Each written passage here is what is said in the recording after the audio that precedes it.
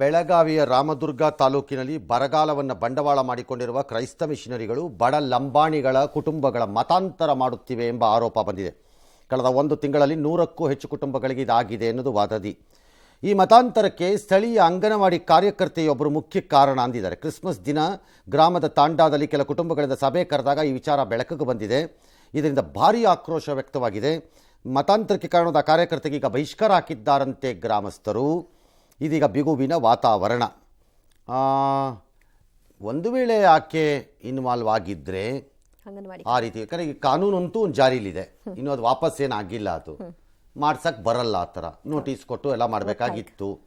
ಸದ್ಯಕ್ಕೆ ಮುಂದೇನಾಗುತ್ತೋ ನಮ್ಗೆ ಗೊತ್ತಿಲ್ಲ. ಇದ್ದರೆ ಆಕೆನ ಅರೆಸ್ಟ್ ಮಾಡಬೇಕು, ಕಾನೂನಿನ ವಿರುದ್ಧ ಅರೆಸ್ಟ್. ಎರಡನೇದು, ಈ ರೀತಿ ಬಲವಂತದಿಂದ ಆಗಬಾರದು ಅನ್ನೋ ಅಭಿಪ್ರಾಯ ನಿಮ್ಮ ಗ್ರಾಮಸ್ಥರಲ್ಲಿ ಇದ್ದರೆ ನೀವು ಸ್ವಲ್ಪ ಹೆಚ್ಚು ಎಚ್ಚರಿಕೆಯಿಂದ ಇರಬೇಕು. ಅದಕ್ಕೆ ಅವಕಾಶ ಮಾಡಿಕೊಡ್ಬಾರ್ದು. ಹೌದು, ಅನುಮಾನನೇ ಇಲ್ಲ, ಯಾವ ಅನುಮಾನನೂ ಇಲ್ಲ. ನಮ್ಮ ಕಿವಿನೂ ಸಾಕತ್ತೈತಿ ನಿನ್ ಕೇಸಿ ನಾ ಹೇಳಿದ್ನ, ಅದಾಗ ಆ ದೇವ್ರಿಗೆ ನಂಬಿದ್ರ ನಿನ್ನ ಕಿವಿನೂ ಕಡಿಮೆ ಆಗ್ತೈತಿ ನಿನ್ ಕೇಸಿ ಅಂದ್ರ. ಅದಕ್ಕೆ 1-2 ಸಲ ಹೋಗಿದ್ದೆ. ಅದಕ್ಕೆ ಸ್ವಲ್ಪ ಕಡಿಮೆ ಆದಂಗೆ ಕಾಣತ್ತೆ ಸರ್. ಆಮೇಲೆ ನನ್ನ ಮಕ್ಕಳ ಮತ್ತು ನನ್ನ ಗಂಡ ಬಿಡಿಸ್ಬಿಟ್ರು, ಬಿಟ್ಬಿಟ್ನಿ. ಅಂಗನವಾಡಿ ಕಾರ್ಯಕರ್ತೆಯರು ಮಕ್ಕಳೆಲ್ಲ ಬಂದ ನಂತರ ಅವ್ರೇನೋ ಬೈಬಲ್ ಅಂತೆ ಕೈಯಲ್ಲಿ ಹಿಡ್ಕೊಂಡು ಅವರು ಕೆಳಗಡೆ ಗೋಣ್ ಹಾಕೊಂಡು ಅಳೋದು, ಅವ್ರೇನೋ ಹುಲಾಲ ಅಂತ ಅನ್ನೋದು, ಆ ಸಣ್ಣ ಸಣ್ಣ ಮಕ್ಕಳಿಗೆ ಕೆಟ್ಟ ಪರಿಣಾಮ ಬೀರುತ್ತೆ. ಮಕ್ಕಳಿಗೆ ಸಹಿತ ಮನವರಿಕೆ ಆಗಿದೆ ಇವ್ರು ಮತಾಂತರ ಯಾವ ತರ ಮಾಡ್ತಾ ಇದ್ದಾರೆ ಅನ್ನೋದು. ಸುಮಾರು ಒಂದು 2,000 ಜನ ಮತಾಂತರ ಆಗಿದ್ದಾರೆ ಸರ್. ಅವರಿಗೆ ದುಡ್ಡಿನ ಆಸೆ ತೋರಿಸ್ತಾರೆ, ಎಜುಕೇಶನ್ ಮಾಡ್ಕೊಡ್ತೀವಿ, ನಿಮ್ಮ ಆರೋಗ್ಯಕ್ಕೆ ಏನಾದ್ರು ಪ್ರಾಬ್ಲಮ್ ಆದ್ರೆ ನಾವು ಬರ್ತೀವಿ, ಅಲ್ಲಿ ಪ್ರೇಯರ್ ಮಾಡಿದ್ರೆ ಅಲ್ಲಿ ನಿಮ್ಗೆ ಆನ್ ದ ಸ್ಪಾಟ್ ನಿಮ್ಗೆ ಆರಾಮಾಗತ್ತೆ ಅಂತ ಹೇಳಿ ಎಲ್ಲರೂ ಮೈಂಡ್ ವಾಶ್ ಮಾಡಿ ಇವ್ರು ಮತಾಂತರ ಮಾಡ ಇದನ್ನ ರಾಜಕೀಯ ಮಾಡ್ಬಿಟ್ರು ಆಯ್ತಲ್ಲ. ಇಲ್ಲ ಇಲ್ಲ ಇಲ್ಲ, ಇದೆಲ್ಲ BJP RSS ಇದಾರ್ದೋ ಇರಬೇಕು ಅಂತ ಇನ್ವೆಸ್ಟಿಗೇಟ್ ಮಾಡಿ.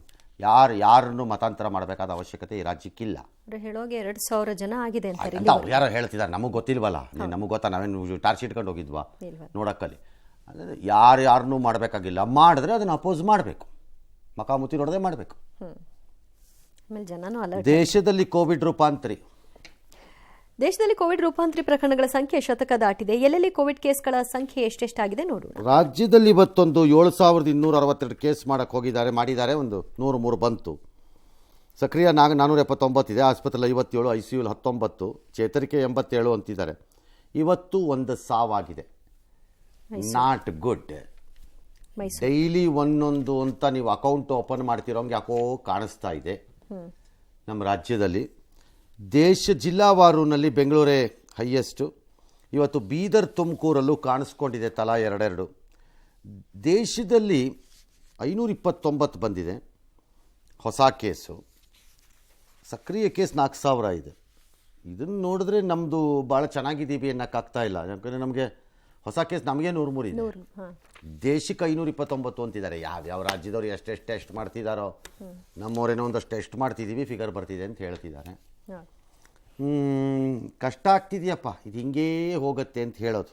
ಎಸ್, PSI ನೇಮಕಾತಿ ಹಗರಣದ ತನಿಖೆ ತೀವ್ರಗೊಂಡಿದೆ. ತನಿಖಾ ಆಯೋಗ ನೀಡಿದ್ದ ನೋಟಿಸ್ಗೆ ಮಾಜಿ ಸಿಎಂ ಕುಮಾರಸ್ವಾಮಿ, ಮಾಜಿ ಮಂತ್ರಿ ಅಶ್ವತ್ಥ ನಾರಾಯಣ್ ತಮ್ಮ ವಕೀಲರ ಮೂಲಕ ಸ್ಪಂದಿಸಿದ್ರು. ತಮ್ಮ ವಕೀಲರನ್ನ ತನಿಖಾ ಆಯೋಗದ ಮುಂದೆ ಕಳಿಸಿದ್ರು. ಜನವರಿ 3ರಂದು ದಾಖಲೆ ಸಮೇತ ಬರುವಂತೆ ತನಿಖಾ ಆಯೋಗ ಸೂಚನೆ ಕೊಟ್ಟಿದೆ. ಇನ್ನು ನೋಟಿಸ್ ಸ್ವೀಕರಿಸದ ಯತ್ನಾಳ್ ವಿಚಾರಣೆಗೂ ಗೈರಾದ್ರು. ಆದರೆ ಬಿಜೆಪಿ ಮಾಜಿ ಶಾಸಕ ಬಸವರಾಜ ದಡೆಸಗೂರ್ ತನಿಖಾ ಆಯೋಗದ ಮುಂದೆ ಹಾಜರಾಗಿ ಹೇಳಿಕೆ ಕೊಟ್ಟಿದ್ದಾರೆ. ಎಲೆಕ್ಷನ್ಗೆ ಇದು ಒಂಥರ ಬಿಂಬಿಸಾಕ. ಈಗೆಲ್ಲ ನಾವಾಗ್ಬೋದು, ಮಾಜಿ ಮುಖ್ಯಮಂತ್ರಿ ಕುಮಾರಸ್ವಾಮಿ ಅವರು, ಯತ್ನಾಳ್ ಸಾಹೇಬರು ಆಗ್ಬೋದು, ಹಲವಾರು ನಮ್ಮ ನಾಯಕರು, ಅಶ್ವತ್ಥ ನಾರಾಯಣ ಗುಡಿ, ಹಲವಾರು ನಾವು ಮುಖ್ಯವಾದಂಥವ್ರು, ಓಡಾಡಿ ಮಾಡೋಂಥವ್ರು. ಇಲ್ಲಿ ಟೈಮ್ ಕೊಡಬೇಕಲ್ಲ. ಸರಿ ಆಯಿತು, ನೋಟಿಸ್ ಕೊಡ್ತಿದ್ದೀರಿ, ಅವ್ರು ಹೋಗ್ತಾರೆ, ಉತ್ತರ ಕೊಡ್ತಾರೆ, ಅಥವಾ ವಕೀಲರು ಬರ್ತಾರೆ, ಎಲ್ಲ ಕರೆಕ್ಟ್. ಬಟ್ ನನ್ನ ಪಾಯಿಂಟ್ ಈಗಲೂ ಇದೆ. ಆ ದಿನ ಪ್ರತಿಪಕ್ಷದಲ್ಲಿ ಕುಳಿತುಕೊಂಡು ಯಾರ್ಯಾರು ಮಾತಾಡಿದ್ರು, ಅವ್ರ ಹತ್ರ ಏನೇನು ದಾಖಲೆ ಇದೆ ಎಂಬುದನ್ನು ಆಯೋಗ ಯಾವುದೇ ದೂರುಗಳಿಗೆ ಕಾಯದೆ ಸುವಮೋಟೋ ಕರೆಸಿ ತೆಗೆದುಕೊಳ್ಳಬೇಕು. ಇಲ್ಲದಿದ್ದರೆ ಇದು ಪೊಲೀಸ್ ಸ್ಟೇಷನ್ ಅಲ್ಲ, ಕಂಪ್ಲೇಂಟಿಂಗ್ ಬಂದಾಗ ಕೇಸ್ ತಗೋತೀವಿ ಅನ್ನಕ್ಕೆ. ಭಾಳ ಪ್ರಕರಣಗಳಲ್ಲಿ ನ್ಯಾಯಾಲಯಗಳು ಸುವಮೋಟೋ ಕೇಸ್ ತಗೊಳತ್ವೆ. ಯಾರು ದೂರು ಕೊಡಲಿಲ್ಲ ಅಂತ ಸುಮ್ಮನೆ ಕೂತಿರಲ್ಲ. ಹಾಗೆ ಇದು ಮಾಡಬೇಕು. ಅದು ನ್ಯಾಯಾಂಗ ತನಿಖೆ, ಇದು ಪೊಲೀಸ್ ತನಿಖೆ ಅಲ್ಲ, ಇದು ನ್ಯಾಯಾಂಗ ತನಿಖೆ. ಆ ನ್ಯಾಯ ಬರಬೇಕು ಅಂದರೆ ನನ್ನ ಪ್ರಕಾರ ಅದನ್ನು ಮಾಡಬೇಕು. ಫೇರ್ ಫ್ರಮ್ ಐದರ್ ಸೈಡ್ ಅಂತ ನನ್ನ ಅಭಿಪ್ರಾಯ ಆಯಿತು. ಏನನ್ನ ಓಕೆ. ದಟ್ಟ ಮಂಜಿನ ಕಾರಣ ಹಲವೆಡೆ ಕರ್ನಾಟಕನೂ ಸೇರಿ ಭಾಳ ಆಕ್ಸಿಡೆಂಟ್ಗಳಾಗ್ಬಿಟ್ಟಿವೆ.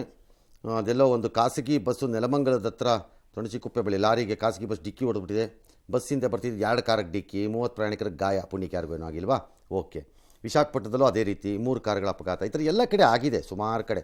ಹಲವಾರು ರೈಲು ಮತ್ತು ವಿಮಾನಗಳ ಹಾರಾಟದಲ್ಲಿ ಕೂಡ ವ್ಯತ್ಯಯ ಆಗಿದೆ. ಸದ್ಯಕ್ಕೆ ಇದು ನಮ್ಮ ದಟ್ಟ ಮಂಜಿನ ಕತೆ.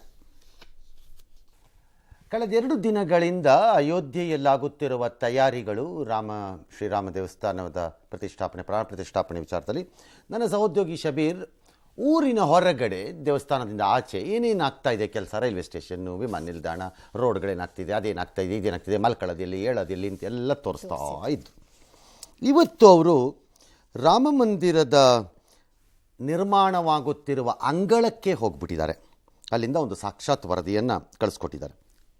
ಮತ್ತೆ ಗರ್ಭಗುಡಿಯ ವೈಶಿಷ್ಟ್ಯತೆಗಳೇನು ಅಂತ ಹೇಳಿದ್ದಾರೆ, ನೋಡೋಣ.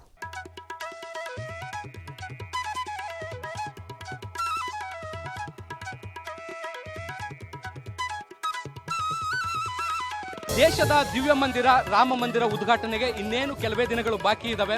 ಹೀಗಾಗಿ ನಿರ್ಮಾಣ ಕಾರ್ಯಗಳು ಕೂಡ ಸಾಕಷ್ಟು ವೇಗವಾಗಿ ನಡೀತಾ ಇದ್ದಾವೆ. ನಿಮ್ಮ ಪಬ್ಲಿಕ್ ಟಿವಿ ತಂಡ ಈಗ ಅಯೋಧ್ಯೆಯಲ್ಲಿದೆ. ಅಯೋಧ್ಯೆಯ ರಾಮ ಮಂದಿರ ನಿರ್ಮಾಣ ಆಗ್ತಾ ಇರುವಂತಹ ಕ್ಷೇತ್ರದಲ್ಲಿದೆ, ಸ್ಥಳದಲ್ಲಿದೆ, ಈ ಒಂದು ಪುಣ್ಯ ಭೂಮಿಯಲ್ಲಿದೆ. ಬನ್ನಿ, ರಾಮ ಮಂದಿರ ಹೇಗೆ ನಿರ್ಮಾಣ ಆಗ್ತಿದೆ ಅನ್ನುವಂಥದ್ದನ್ನ ನಾನು ನಿಮಗೆ ಹಂತವಾಗಿ ತೋರಿಸ್ತಿದ್ದೀನಿ.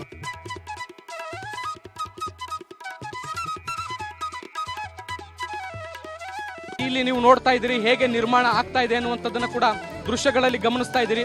70 ಎಕರೆಯ ಭವ್ಯ ಭೂಮಿಯಲ್ಲಿ ಈ ಒಂದು ರಾಮ ಮಂದಿರವನ್ನ ನಿರ್ಮಾಣ ಮಾಡಲಾಗ್ತಾ ಇದೆ. ಸುಮಾರು 30% ಭೂಮಿಯನ್ನ, ಅಂದ್ರೆ 70 ಎಕರೆಯಲ್ಲಿ 30% ಭೂಮಿಯನ್ನ ಬಳಸಿಕೊಂಡು ಈ ಮಂದಿರವನ್ನ ನಿರ್ಮಾಣ ಮಾಡಲಾಗ್ತಾ ಇರುವಂತದ್ದನ್ನ ಗಮನಿಸ್ತಾ ಇದೀವಿ. ಬಾಕಿ ಸುಮಾರು 50 ಎಕರೆಯಲ್ಲಿ ಪಾರ್ಕ್, ಗಾರ್ಡನ್ ಸೇರಿದಂತೆ ಹಚ್ಚ ಹಸಿರಿನ ಪ್ರದೇಶವನ್ನ ನಿರ್ಮಾಣ ಮಾಡಲಿಕ್ಕೆ ಸಮಿತಿ ನಿರ್ಧಾರ ಮಾಡಿರುವಂತದ್ದು, ಟ್ರಸ್ಟ್ ನಿರ್ಧಾರ ಮಾಡಿರುವಂತದ್ದು. ಹೀಗಾಗಿ ಬಾಕಿ 30% ಜಾಗದಲ್ಲಿ ಕಟ್ಟಡ ಕಾಮಗಾರಿ ಹೇಗೆ ನಡೀತಾ ಇದೆ ಅನ್ನುವಂಥದ್ದನ್ನ ಕೂಡ ನೀವು ಗಮನಿಸ್ತಾ ಹೋಗ್ಬೋದು.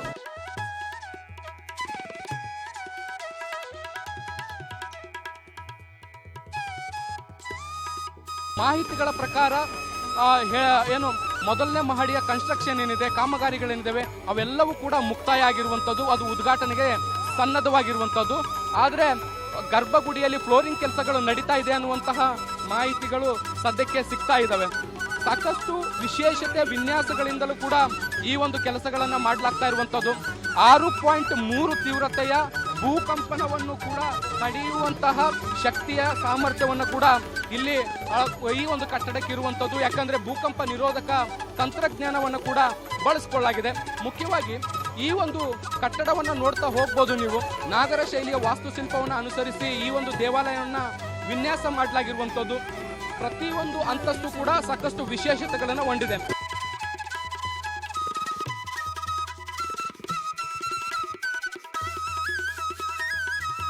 ಬಹಳಷ್ಟು ಪ್ರಮುಖವಾಗಿ ನೆಲ ಅಂತಸ್ತಿನ ಉದ್ದವನ್ನು ನೋಡೋದಾದ್ರೆ ಪೂರ್ವದಿಂದ ಪಶ್ಚಿಮದಲ್ಲಿ 380 ಅಡಿ ಉದ್ದ ಇದೆ.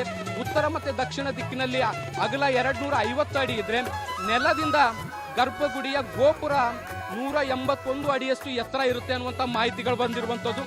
ಜೊತೆಗೆ ಪ್ರತಿಯೊಂದು ಕಂಬದಲ್ಲೂ ಕೂಡ 16 ವಿಭಿನ್ನವಾದಂತಹ ಚಿತ್ರಗಳನ್ನು ಕೂಡ ಇಲ್ಲಿ ಕೆತ್ತಲಾಗಿರುವಂತಹ ಕೆಲಸವನ್ನ ಮಾಡಲಾಗಿದೆ. ಇದು ಈ ಒಂದು ದೇವಾಲಯ ಏನಿದೆ ವಿಶ್ವದ 3ನೇ ಅತಿ ದೊಡ್ಡ ಹಿಂದೂ ದೇವಾಲಯ ಅಂತ ಕರೆಸ್ಕೊಳ್ಳುತ್ತೆ ಅನ್ನುವಂಥ ಮಾಹಿತಿಗಳನ್ನು ಕೂಡ ಮಾಡಲಾಗಿರುವಂಥದ್ದು.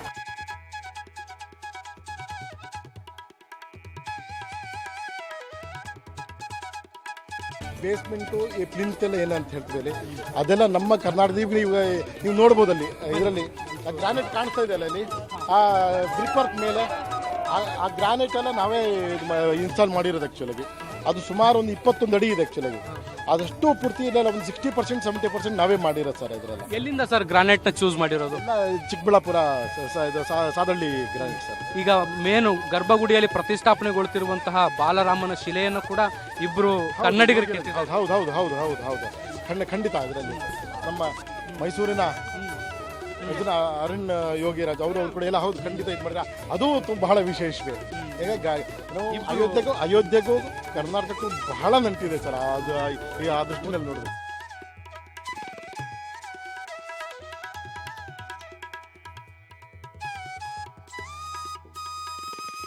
ಇದು ಗರ್ಭಗುಡಿಯ ದೃಶ್ಯಾವಳಿಗಳನ್ನ ಕೂಡ ನೀವು ನೋಡ್ತಿದ್ದೀರಿ. ಇಲ್ಲೇ ಬಾಲರಾಮನ ಪ್ರತಿಷ್ಠಾಪನೆ ಕೂಡ ಆಗುತ್ತೆ. ಜನವರಿ 22ನೇ ತಾರೀಕು ಇಲ್ಲಿ ಉದ್ಘಾಟನೆ ಕಾರ್ಯಕ್ರಮ ನಡೆಯುತ್ತೆ. ಪ್ರಧಾನಮಂತ್ರಿ ನರೇಂದ್ರ ಮೋದಿ ಅವರ ಆದಿಯಾಗಿ ಪ್ರಮುಖ ಗಣ್ಯರು ಈ ಒಂದು ಕಾರ್ಯಕ್ರಮದಲ್ಲಿ ಭಾಗಿಯಾಗ್ತಾರೆ. ರಾಮಲಲ್ಲನ ಪ್ರತಿಷ್ಠಾಪನೆಯಲ್ಲಿ ಅವರು ಕೂಡ ಆ ಒಂದು ಕಾರ್ಯಕ್ರಮದಲ್ಲಿ ಭಾಗಿಯಾಗ್ತಾರೆ. 22ನೇ ತಾರೀಕು 12:08 ಈ ಒಂದು ಏನು ಪ್ರತಿಷ್ಠಾಪನೆ ಕೆಲಸಗಳು ಕೂಡ ಮುಕ್ತಾಯ ಆಗುವಂಥದ್ದನ್ನು ಕೂಡ ನಾವು ಗಮನಿಸ್ತಿದ್ದೀವಿ. ಸಾಕಷ್ಟು ಕೆಲಸಗಳು ಇನ್ನೂ ಕೂಡ ಬಾಕಿ ಇರುವಂಥದ್ದು. ನಿರೀಕ್ಷೆಗಳ ಪ್ರಕಾರ 2025ಕ್ಕೆ ಈ ಒಂದು ಕಟ್ಟಡ ಕಾಮಗಾರಿ ಮುಕ್ತಾಯ ಆಗುತ್ತೆ ಅನ್ನುವಂಥ ಮಾಹಿತಿಗಳು ಕೂಡ ಸದ್ಯಕ್ಕೆ ಸಿಗ್ತಾ ಇರುವಂಥದ್ದು. ಭೂಕಂಪನ ನಿರೋಧಕ ಶಕ್ತಿಯೊಂದಿಗೆ ಸಾಕಷ್ಟು ಅಡಿಪಾಯವನ್ನು ಭದ್ರವಾಗಿ ಹಾಕಿ ಈ ಒಂದು ದೇವಸ್ಥಾನವನ್ನ ನಿರ್ಮಾಣ ಮಾಡಲಾಗ್ತಾ ಇದೆ. ಕ್ಯಾಮ್ರಾ ಪರ್ಸನ್ ಜಿತೇಂದ್ರ ಕುಮಾರ್ ಜೊತೆ ಶಬ್ಬೀರ್ ನಿಡಗುಂದಿ, ಪಬ್ಲಿಕ್ ಟಿವಿ, ಅಯೋಧ್ಯೆ.